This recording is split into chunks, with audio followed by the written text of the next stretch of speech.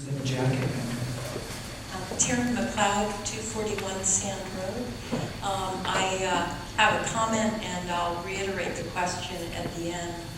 It does seem like we have more of a water management issue than a water availability issue, and that's why a lot of people are questioning.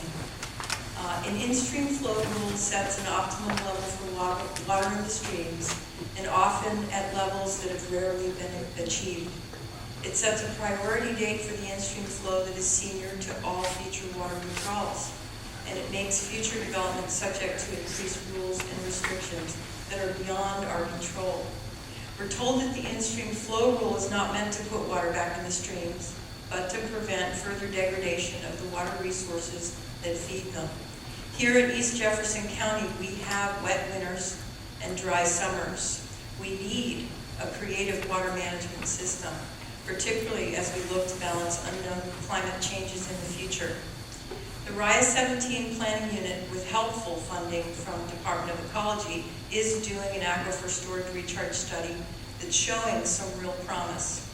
It's also doing a USGS study of the Chimicum Subbasin that by 2010 will provide real data to help us understand how streams are likely to be affected by groundwater withdrawals. These are management options that do and will put water back in the streams and do not usurp the county's authority to realize its comprehensive plans. They do not place drastic limitations on future growth and disallow small sustainable agriculture to unfold in our ag center, which is the Chimicum Valley. So we ask, what is the hurry? We're told that our water resources are over-allocated on paper, that future growth is a real threat to our ecology and the streams. In a rule recently passed, Department of Ecology indicated they could not satisfy the burden of proof that the in-stream flow rule would have any real benefit to the fish.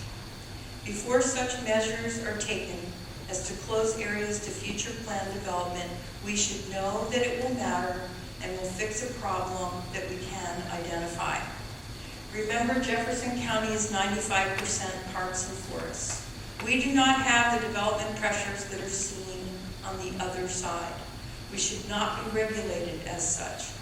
We need our fertile farmlands to remain viable and to ensure that we, as an end-of-the-road rural community, can feed ourselves in future troubled times and provide food to the local farmers markets. Permit-exempt well users in the county return 87% of the water drawn back to the aquifer through recharge. City water users are 100% consumptive users, returning no water to the Chimicum aquifer that they draw from. Perhaps we need to look at large for solutions that are more in balance and not continue to restrict rural areas to the point where we will no longer be able to sustain ourselves. All right, thank you. Judy,